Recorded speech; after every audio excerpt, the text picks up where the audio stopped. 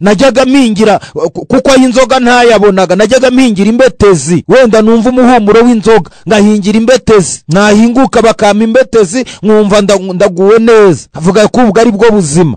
Dufite irari ry'inzoga, dufite irari ry'isi, twumva isi turyoheye. Ariko uyu munsi wa none abantu bose twasangiye, abantu bose twabanye, hafi ya bose nta n'umwe ukiriho. Nonaha dusome ijambo ry'Imana mu gitabo cy'Abakolosayi, urwandiko Pawulo yandikiye Abakolosayi, ni igice cyaho cya 3. Ndaza gusoma mpereye ku murongo waho wa mbere, hanyuma mwumva icyo ijambo ry'Imana rivuze. Mutwe w'ijambo uravuze ngo ibyo kugira ukubaho gutunganye n'urukundo rwa kivandimwe. Ibirebanye no kubaho gutunganye, ntabwo nza kwirengagiza kudasoma igitabo cy'Abaroma igice cy'8 umurongo wa mbere wavuze ngo imibereho mishya y'abari muri Kristo Yesu. Ntabwo nabyirengagiza, se nanagenda ntabivuze. Imibereho mishya y'abari muri Kristo Yesu. Ibyo kugira ukubaho gutunganye bisobanuke ko hari ukubaho kudatunganye, hari ukubaho kutariho, hari ukuba umuntu ariho ariko atariho. Aribwo uzasanga umuntu akubwira ngo ndimo ndasunika iminsi, ubwo ariho atariho. Aribwo uzasanga umuntu akubwira ngo ndahurebeye inyuma, ubwo ariho atariho. Aribwo uzasanga umuntu akubwira ngo rega ndaho ariko ndahumeka insigane, ubwo ariho atariho. Aribwo uzasanga umuntu akubwira ngo ndaho ariko nimvange, kibaza niba yabaye isafuriya yo kuvangiramo bya bindi miteja n'ibirayi n'ibishyimbo n'intoryi na karoti bikakuyobera. Ariko ngo araho nimvange, ariho atariho nta cyizere afite. Gasanga undaraho ariko ngo arahumekera mu kwaha, uboshye ko ari akanyamaswa bita umuserebanya, niko gahumekera mu kwaha buri. Mwubwo buryo ni imibereho itariho, nta yiriho, nta cyizere abantu bene uwabafite. Ariko hano haravuze ngo ibyo kugira kubaho gutunganye.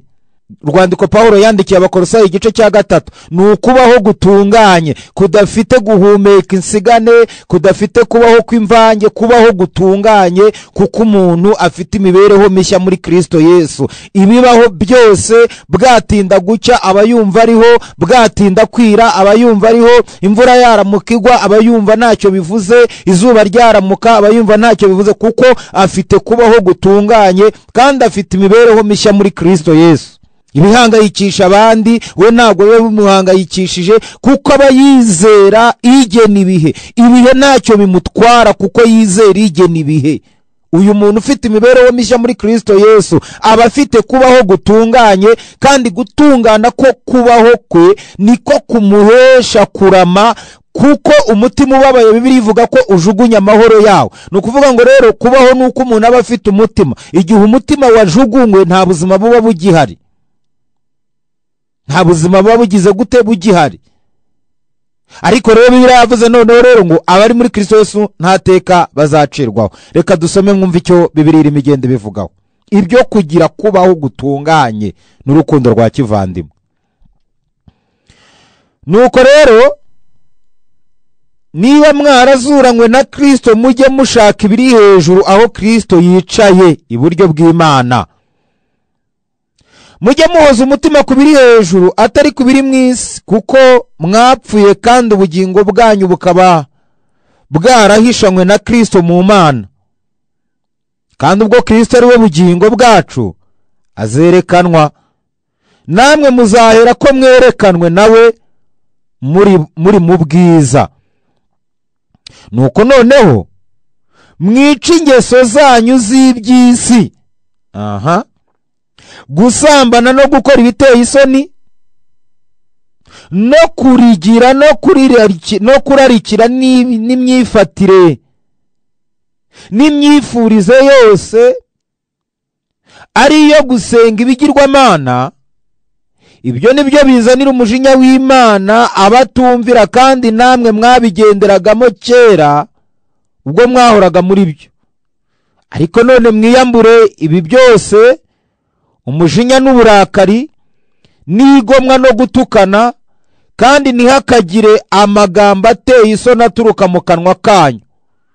Ntimukabeshyane, ahubwo mwiyambura umuntu wa kera n'imirimo ye, mukambara umushya uhindurirwa mushya, kugira ngo agire ubwenge kandi ngo ase n'ishusho y'iyamuremye. Aho ntihaba umugiriki cyangwa umuyuda, uwakebwe cyangwa utakebwe, cyangwa umunyashyanga rigawa cyangwa umusikuti cyangwa imbata cyangwa umudendezo, ahubwo Kristo ni byose kandi ari muri bose. Nuko nk'uko bikwiriye intore z'Imana zera kandi zikundwa, mwambara umutima w'imbabazi n'ineza no kwicisha bugufi n'ubugwaneza no kwihangana, mwihanganirana kandi mubabarirana ibyaha, uko umuntu agize icyapfa n'undi, nk'uko umwami wacu yababariye abe, ariko namwe mubabarirana. Ariko ibigeretse kuri ibyo byose, mwambara urukundo, kuko ari rwo murunga wo gutungana rwose.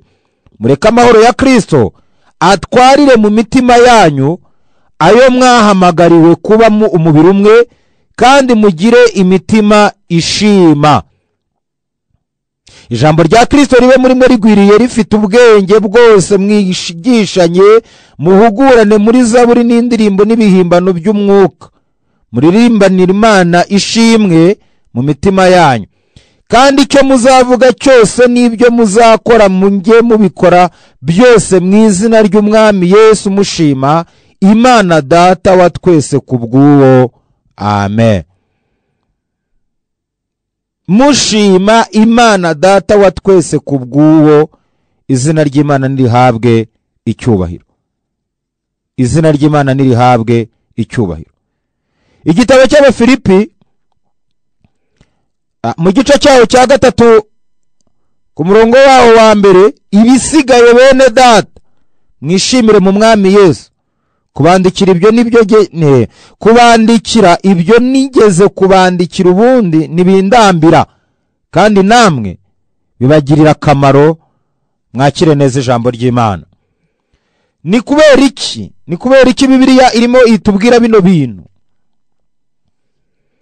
Ibyo kugira kubaho gutunganye. Gisobanuro cyo kubaho gutunganye nuko hariho kubaho kudatunganye. Hariho ubuzima budatunganye, hariho kubaho kudatunganye. Ndagira ngo ntege amatwi tubyumve. Hariho kubaho kudatunganye k'umuhangayiko gusa. Hariho kubaho guteye umutima gusa, mutima taso yarazamutse, kuko kubaho ni gutunganye guhangayikishije abantu. Ariko Bibiliya imira kurangira ahantu hari imibereho mishya. Ukaba mwubwo buzima ariko ufite ikindi kintu wishingikirijeho. Ukaba mu buzima bugaragara ko bukomeye, ariko ufite ikindi kintu wishingikirijeho, kuko bari muri Kristo Yesu nta teka bazacirwaho, kuko barokowe ingoyi. Imana ishimwe. Bibiliya rero yagiye ivuga iki? Turebere hamwe icyo Bibiliya yagiye ivuga. Bibiliya yagiye ivuga ngo nuko noneho mwica ingeso zanyu z'iby'isi. Mu mibereho ishaje harimo ingeso mbi. Hari imibereho abantu babayemo bagira ngo iyi mibereho bazayisaziramo, ariko ntibikunze. Bibiliya yemera tugira inama itubwira ngo ibyo kugira ukubaho ni ukubaho gutunganye, kuko hariho kubaho kudatunganye. Nureba aho utuye urasanga hari ukubaho kudatunganye. Nureba aho ugenda urasanga aho ugenda hari ukubaho kudatunganye. Nureba aho ukorera urasanga aho ukorera hadatunganye. Kubaho kwaho ni gutunganye. Rimwe na rimwe urasanga hari ubundi buzima buba ariko butagakwiye kuhaba, kuko ntibitunganye. Nuko noneho Imana ishimwe, mwica ingeso zanyu, muzice. Izi ngeso zirapfa zite?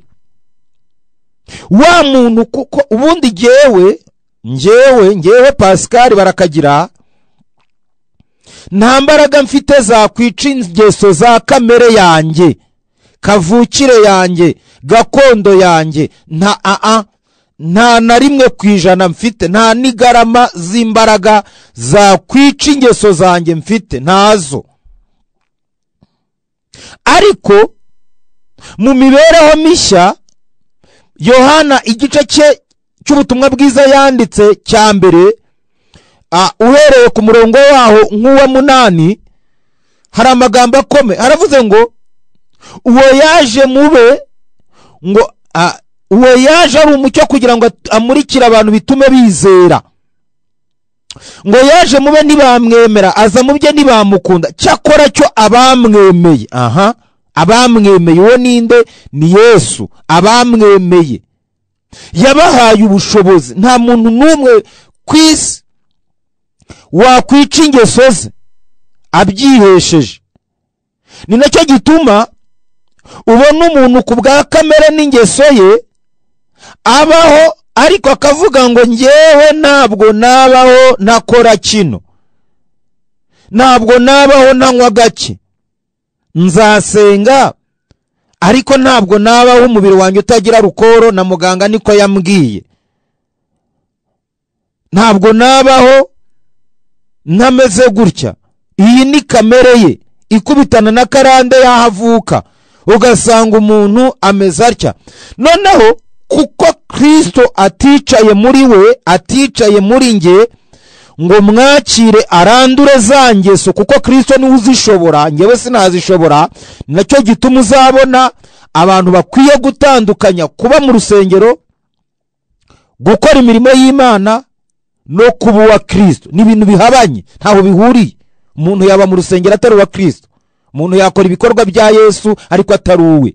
Ibyo ni ibintu rwose bishoboka binariho. Aha rero ikigaragarira aha Bibiliya irimo iravuga ibintu bibiri bikomeye. Iyi mibereho mishya cyangwa se uku kubaho gutunganye, niko Bibiliya yavuze mu gitabo cy'Abakolosayi igice cya 3, ibyo kugira kubaho gutunganye. Ntabwo jyewe nakwica kamere n'ingeso zanjye, ntabwo bishoboka.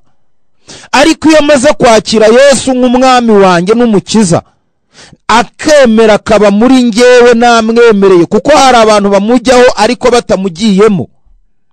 Hari abantu baza aho ari ariko batagiye aho, batabaye muri we, bakaza aho ari gusa, nkuko umuntu yicara muri tagisi kamugeza aho ajya ariko adatwaye.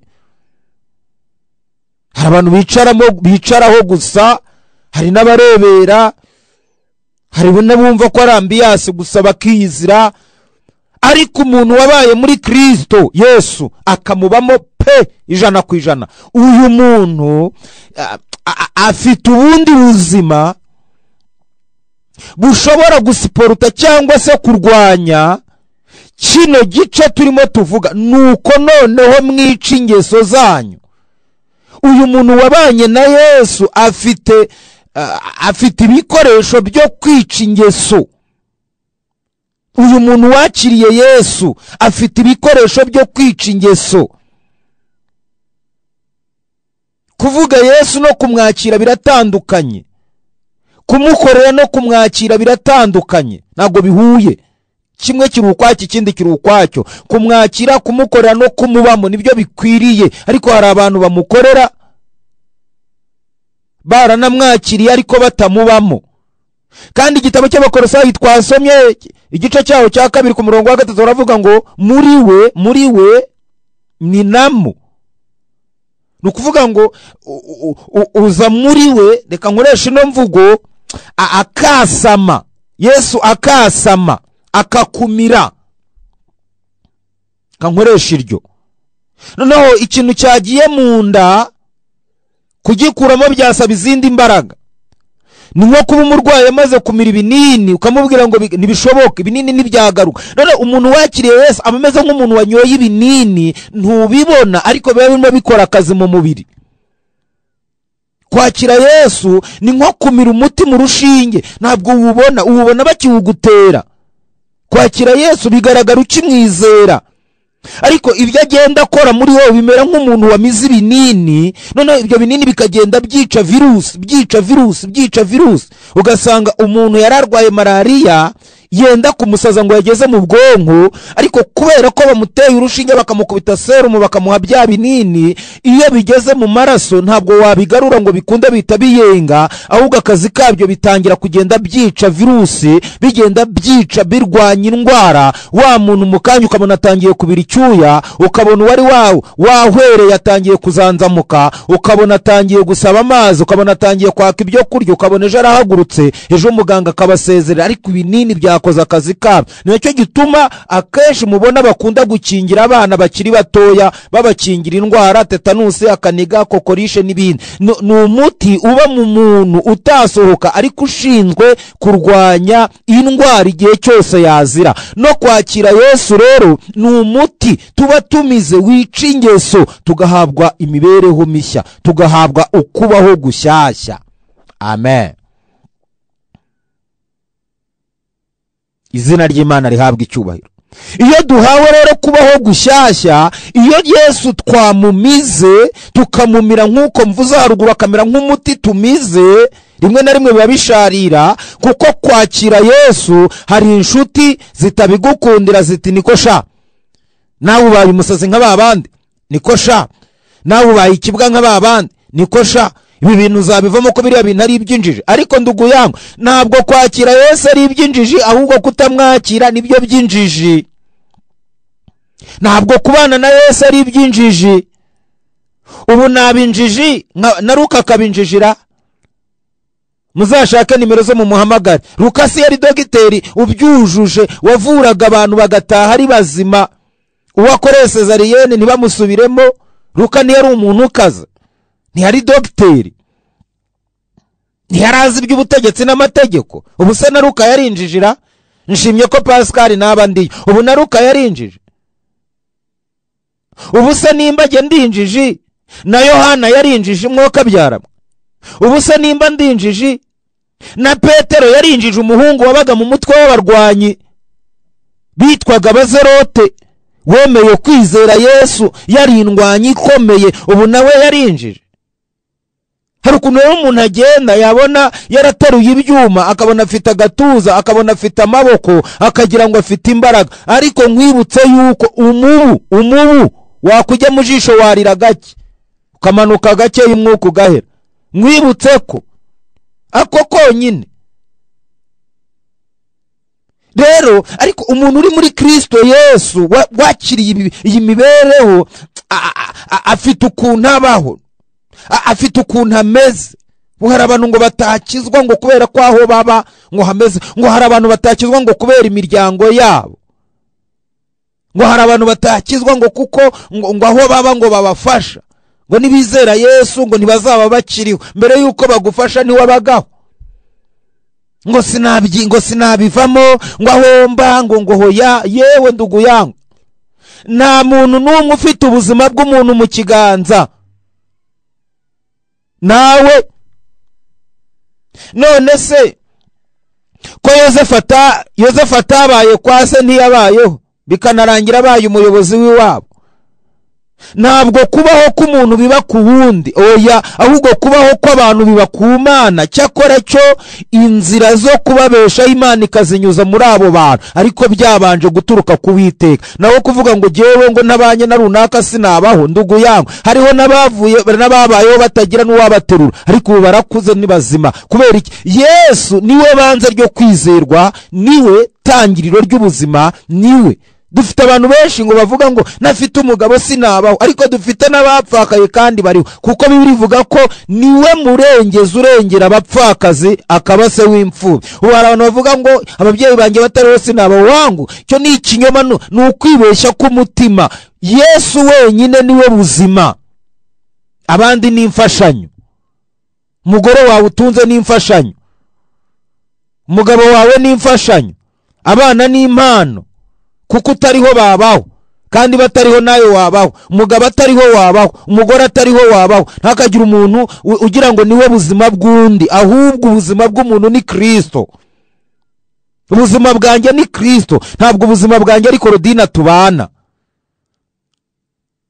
kandi nawe ubuzima bwe si ngewe Pascal tubana, ahubwo ubuzima bwe ni Kristo. cyakora cyo nkaba imfashanyo ikwiye kugira ibyo mugezaho mu cyimbo cy'uko Kristo atajya mu isoko kumuhahira akampa ubushobozi ngahaha, ariko sijya ubeshejeho Claudine umugore wanjye. Icyo nari nshatse kuvuga, kuko ntariho yabaho, cyane ko tutarana abana yari ariho, ubwo ni ikimenyetso cy'uko n'ubundi yabaho. Haleluya. Imibereho mishya, noneho ukubaho gutunganye. Hano na Bibiliya yavuze ngo nuko noneho mwica ingeso zanyu z'iby'isi, gusambana no gukora ibiteye isoni. Abantu barimo bakora ibintu biteye isoni kandi bitwa ngo ba mu nzu z'Imana. Abantu barimo barangiza ubutumwa bwiza, abantu barimo bariba, abantu barimo barakora ibyaha ku mugaragaro, abantu barimo barahura n'ibyago utamenya kandi bikitwa ko mbese iby'isi. Rimwe na rimwe hari igihe umuntu agira ngo iyo bavuze gusambana kuri amoko ane. Hari ugusambana ko gukuramo imyenda, ko guhuza ibitsina. Hari ugusambana ko badahuje ibitsina, ryo ni isambana. Hari ugusambana ko kwivanga nawe utagakwiye kwivanga, ukaba uri umuntu w'Imana ariko ukaba no mu bindi bintu. Ibyo ngibyo nibyo Bibiliya yabwiraga Abisirayeli ngo mw'Abisirayeli mwe dore mwivanze n'andi mahanga, mwabaye abasambane b'abanyamahanga, ko bagiye kubamenera amabanga y'Imana yabo. Abantu benshi bakuye ibanga ry'Imana barisohora hanze, bagiye kuba abasambane b'isi n'ab'isi. Nicyo gituma bamenye ibanga ry'itorero barimenera b'isi, isi nayo yinjira n'itorero, irangije ihemukira itorero. Nicyo gituma ubona utatandukanya itorero n'isi, birasa. Kera itorero ntiryagishaga isi inama, ariko risigaye rigisha isi inama. Ntibikibaho, muri make ryarivanze, ryabaye irisambane, itorero ryarasambanye. Hari ukundi gusambana gukomeye abantu bakora, bakatatira ibihango by'Uwiteka, bakaramya ibigirwamana. Abo baba bameze nka maraya. Maraya niyo ikwereka ko igukunze ariko ifite ikindi ishaka, ejo ikabwira undi gutyo, ikabwira undi gutyo. Mwiyambura ibyo. Gukora ibiteye isoni no kurarikira n'imyifurize yose ariyo gusenga ibigirwamana. Utekereze ko abantu bashobora kuba bari mu rusengero nta buzima bizeye, nta kubaho yizeye, agasenga ariko akajya no ku mupfumu. Tugira abantu benshi bitwa ngo nabarokore ariko bagira abapfumu. Tugira n'ababatunze mu ngo zabo, ngo ntimukabura ubwenge, ngo nubura ubwenge Imana izakureka. Ikintu Imana itashoboye cyangwa itakoze ni igiki? Ariko kuko nta mibereho afite, nta kwizera agira, nta mibereho yo muri Kristo Yesu agira, nta mibereho mishya afite, nta kubaho gutunganya agira, biramusaba no kwitabaza ibigirwamana. Tugira abantu bagenda bakenyerewe ku bintu, tugira abantu bagira ibintu babanye nabyo bidafite n'icyo byabamarira. Tugira abantu buri gihe bajya iwabo iyo bavuka ngo bakajya gutaramira imana zabo, bakagaruka mu madini yabo no mu matorero. Aba bantu baramya ibigirwamana, nta mibereho bagira. Cyakora cyo bagira ibigirwamana by'iwabo barabiramya, ariko kuko bambaye ishusho yo kwera. Aba bantu Yuda yabavuzeho ijambo rikomeye, yaravuze ngo nibicu bitagira amazi, yaravuze ngo bazerera batagira ishyikizo, ngo bahora bavuga amagambo atumbyemo agasuzuguro. Bavuga ko bazi Imana ariko imirimo bakora ikabihakana. Nuko Bibiliya ibigaragaza. Ukubaho gutunganye ntikugira ibyo. Ibyo nibyo bibazanira umujinya w'Imana. Abatayumvira kandi namwe mwabigenderagamo kera ubwo mwahoraga muri byo, niko Bibiliya irimo ivuga. Bamwe muri twe twabigenderagamo nta buzima dufite, ariko tumenye gutungana kw'Imana, tumenye imibereho mishya muri Kristo Yesu. Ibyo bintu abantu barabizibukira. Tubibutse ko twe ntabwo tuvuye mu ijuru ngo tugwe mu isi.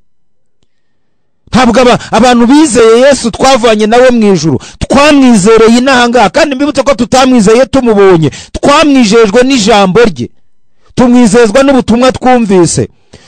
Aleluya, tumwizezwa n'abakozi b'Imana, turizera, tumaze kwizera tugwa mu ijambo rivuga ngo asabira abigishwa be n'abandi bose bazamwizera. Nanjye mba ndizeye, maze kwizera nyo mba nakiriye Yesu. Mwakiriye aca ingeso zanjye zose, kuko natwe twarazigiraga. Ibyo nibyo bibazanira umujinya rero, kandi namwe mwabigenderagamo kera ubwo mwahoraga muri byo. Hari ibintu natwe twagenderagamo, ariko Yesu arabyica. Njyewe ndabyibuka, najyaga mpingira, kuko y'inzoga ntayabonaga, najyaga mpingira imbetezi. Wenda numva umuhumuro w'inzoga ngahingira imbetezi, nahinguka bakama imbetezi nkumva ndaguwe neza, avuga ko ubwo ari bwo buzima. Dufite irari ry'inzoga, dufite irari ry'isi, twumva isi turyoheye. Ariko uyu munsi wa none abantu bose twasangiye, abantu bose twabanye, hafi ya bose nta n'umwe ukiriho, utarapfuye arafunze. Kubera iki? Irari rye ryamuteye kubura ibyo ashaka, ajya kubishakisha ubugoryi bw'ubundi bugoryi. Arafatwa, arafungwa, abandi babafatira mu cyuho, barabatema barapfa, abandi barakatiwe n'ubwo buryo, abandi nta menyo bakigira. Hari umuhungu twajyaga tubana we ntafunze ntiyanapfuye, ariko nta kabutura agira, nta menyo agira. Iyo duhuye mu gitondo nkamuramutsa, ntimwaramutse, ntashobora kubivuga kuko nta menyo, nimwaramufe, ngo nimwaramufe. Ariko yanjye aracyarimo. Ni ukuvuga ngo imibereho itunganye muri Kristo Yesu ni ubuzima bufashe. Amen. Ni ubuzima bufashe. Ndakwifuriza gutunga imibereho itunganye. Abari muri Kristo Yesu nta teka bazacirwaho. Izina ry'Imana nirihabwe icyubahiro. Haleluya. Ariko noneho umva icyo Bibiliya yavuze ku murongo wa 8, havuze ngo ariko noneho mwiyambura ibyo byose, umujinya n'uburakari. Bitagutangaza ko abantu babayeho bafite umujinya n'inzika, hagize ubaha uburenganzira gatoya wareba ibyo bakora. Kubera ko babayeho bafite umujinya, bafite inzika, yumva runaka atabaho, yumva haba. Kandi mbibutse ko nta muntu ufite ubuzima bw'undi mu kuboko. Waba mwambura mu mutima ukanaba mwambura mu kanwa, ariko kuba mwambura live ntibibaho. Ko Bibiliya ivuga ngo turicwa umunsi ukira, twahwanyijwe n'intamba z'imbaho, tumeze nk'abatariho ariko nitwe turiho, tugaragara nk'abapfuye ariko turi bazima. Haleluya.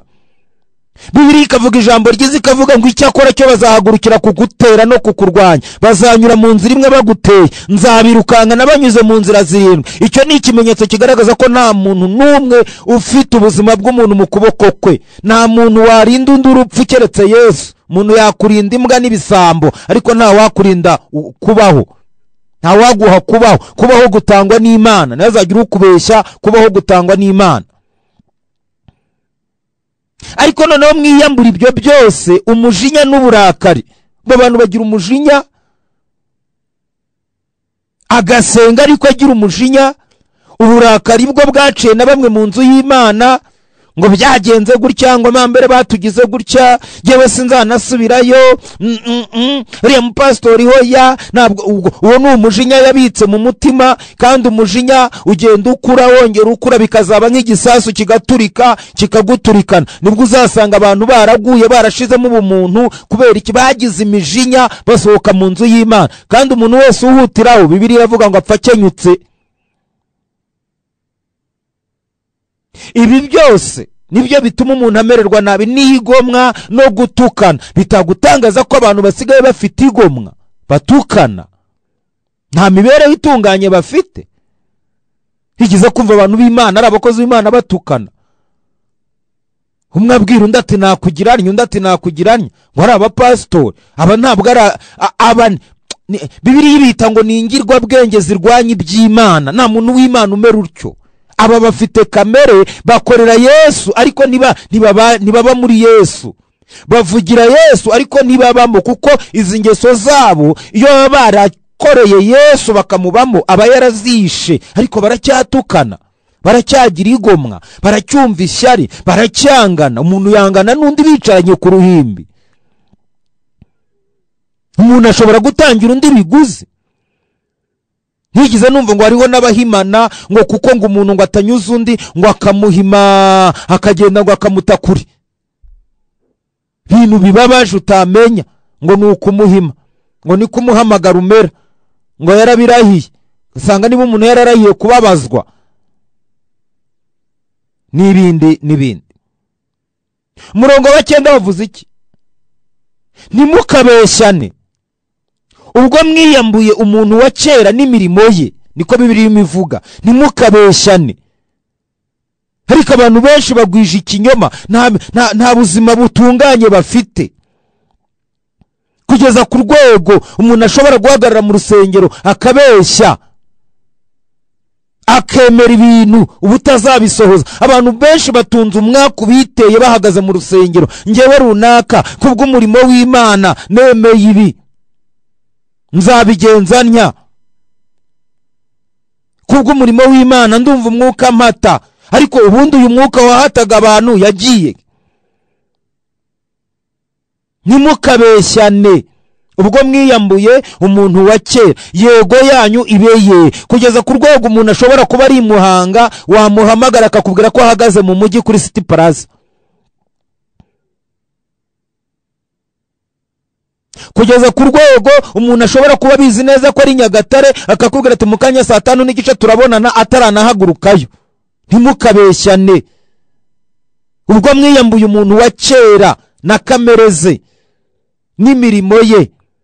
Murongo wa 10 kavuga gute? Ni igitabo cy'Abakolosayi turimo dusoma igice cya 3 murongo w'10 niwo tugezeho. Ubwo mwiyambuye imirimo ye mukambara umushya uhindurirwa mushya kugira ngo ugire ubwenge kandi ngo ase n'ishusho y'iyamuremye. Dukwiye kwambara ishusho y'umuntu ufite ubwenge. Abantu benshi bagaragara nk'abariho ariko nta bwenge. Ntabwo je naba mfite ubwenge bugambanira umuntu, ubwo si ubwenge n'ubugome. Ntabwo naba mfite ubwenge bwanga umuntu kugeza ubwo abantu basigaye baroganira mu nzu y'Imana, umuntu akakuroga pe. Kera inzu y'Imana yari yo kubahwa, ariko kuko abantu nta kubaho gutunganye bafashe ingeso z'iwabo bazinjiza mu madini no mu matorero, ugasanga umuntu abaho ariko n'ububi bwe yarabwinjije mu rusengero, avuga Imana, akorera Imana, avuga Yesu, akorera Yesu, ariko ntaba muri Yesu ngo abe yarishe za ngeso ze. Ugasanga abantu bararozwe, ugasanga abantu benshi bagira ibibazo mu nzu y'Imana. Ariko reka mbibutse ijambo rivuga ngo ibyo urabikora nka kwihorera ye baba data we, ariko nzaguhana mbishyire imbere y'amaso yawe uko bikurikirana byose. Umuntu ufite kubaho kwa gutunganye aba yarataye ingeso z'iwabo akinjira muri Yesu neza, akaba icyaremwe gishya, imibereho mishya y'abari muri Kristo Yesu. Izina ry'Imana rishimwe. Murongo wa 11 uvuze iki? Aho ni haba umugiriki cyangwa umuyuda, uwakebwe cyangwa utakebwe, cyangwa umunyeshyanga rigawa, cyangwa umusikuti, cyangwa imbata, cyangwa umudendezo, ahubwo byose kandi ari muri bose. Aho hantu mu mibereho itunganye ni haba umugiriki cyangwa umuyuda. Ariko uzasanga icyo Bibiliya irimo ivuga hano, mu bantu batunganye ni haba amoko. Ariko uzasanga abantu bari mu madini, bari mu nsengero, bamwe ngo ari abibuhumuro, abandi ngo ari abibumanzi, abantu bakabana ariko bafitanye amaritije. Ntihariho umuyuda cyangwa umugiriki aho mu mibereho mishyashya, aho mu buzima butunganye. Ntihariho umunyabutare, ntihariho umunyacyangugu, ahubwo mu mibereho mishyashya hariho uwa Kristo. Ugasanga abantu baba mu rusengero barironze ngo twe twaturutse aha ngaha, twe turaba aha ngaha, ariko reka mbabwize ukuri, natwe tuba mu rusengero turab'Imana, iwacu ni mu ijuru. Natwe turabo mu ijuru, noneho nzaba ndeba karuta kandi kazakamera. Natwe turabo mu ijuru, maze mukambara ishusho y'ubumana. Aho ni haba umugiriki cyangwa umuyuda, uwakebwe cyangwa utakebwe. Niho uzasanga rero umuntu umwe avuga ngo jyewe narakebwe, gukebwa kwanjye niko kwiza, jyewe nduwaha ngaha, jyewe nduwa. Ugasanga abantu birata ibiteye isoni ariko bidafite icyo bibamarira. Cyangwa utakebwe, cyangwa umunyeshyanga ni umunyamahanga, ngo ishyanga rigawa, umukene inyuma y'abandi. Ubu hari abantu ngo batavugwa kuko ari abakene, hari abantu batazwi mu madini n'amatorero yabo. Hari umuntu warwara akazarinda apfa ntawe umugezeho kubera iki? N'uwishyanga rigawa. Ariko hari n'uwafatwa n'urutoki gusa n'urugira umufashe ukuboko bikarara bimenyekanye bigatangazwa no mu rusengero. Ariko hari uwishyanga rigawa urwara akarinda apfa nta numenye ko yarwaye kandi aba mu idini cyangwa aba mu itorero. Niki? N'uwishyanga rigawa ntabwo azwi, nta nukeneye kumumenya kuko ntacyo abamarira nta nicyo yazabamarira. Ariko muri Kristo Yesu uyu nawe akwiye gukundwa, akwiye kwitabwaho, akwiye kumenywa, akwiye. Ubu abantu benshi bamwe baza aho baba abandi ntibizwi kubera iki? Ntacyo ngo bamaze. Ariko twese hano birimo iravuga ko turi aba Kristo. Imibereho itunganye no gukunda abishyanga rigawa, abakene hanyuma y'abandi nabo bibamo. Umukene rega ni uvamo umukire, ariko umukire si uvamo umukene. Burya genza ubwenge najya nkunda umukene kuko biravuga ngo ugurije uhaye umukene abagurije yamuremye. Ubwo no kuvuga ngo witaye ku mukene ari naho biravuze kuko Bibiliya itavuze ngo yitaye ku gusenga ko abafite shinge se, yaravuze ngo Uwiteka yitaye ku gusenga ko batagira shinge ntibagire na rugero. Aba ni abakene. Ariko abantu bitaye ku batunzi abatagira shinge na rugero ntawe ubazi. 12 havuze ngo nuko nk'uko bikwiriye intore z'Imana zera kandi zikundwa mwambara umutima w'imbabazi n'ineza no kwicisha bugufi n'ubugwaneza no kwihangana. Ibi ngibi byo umuntu udafite kubaho gutunganye ntabyo yabona. Umuntu utari muri Kristo Yesu ntabwo bino yabibona kuko gucishwa bugufi abantu nibabikeneye. Umuntu wese arashaka kwerekana ko aruta mugenzi we, ariko uri muri Kristo Yesu yemera kucishwa bugufi, Kristo agashyirwa hejuru muri we. Umutima w'imbabazi abantu benshi ntibawufite, ngo nyine ngo naramubabariye ngo ariko iyo ikintu gikozwe akazamo akantu kavuga ngo ariko ntikiba cyararangiye, nta nubwo kiba cyabaye cyiza. Ese mwatashye ubukwe twabutashye bwabaye bwiza, ariko ubwo niba bukibaye bwiza ye bwabaye bwiza ibyo gusa. Ese runaka yabaye ameze neza, ariko oya ubwo iyo hajemo ariko nta kiba kigenda. Aha rero mwambara umutima w'imbabazi n'ineza no kwicisha bugufi n'ubugwaneza no kwihangana. Abantu benshi kwihangana birabananiye, niyo mpamvu bwesikoro bubonetse. Abantu benshi kwihangana birabananiye, niyo mpamvu batanze ingwate bananiwe kwishyura. Abantu benshi kwihangana birabananiye, nicyo gituma babaye abirarira, bikabakururira ingaruka mu miryango no mu ngo. Kubera iki? Kutanyurwa no kwihangana birabuze, bitumye abantu bimanika mu mugozi batazikuramo, hanyuma kubakuramo bigasaba gusakuza no gutabaza.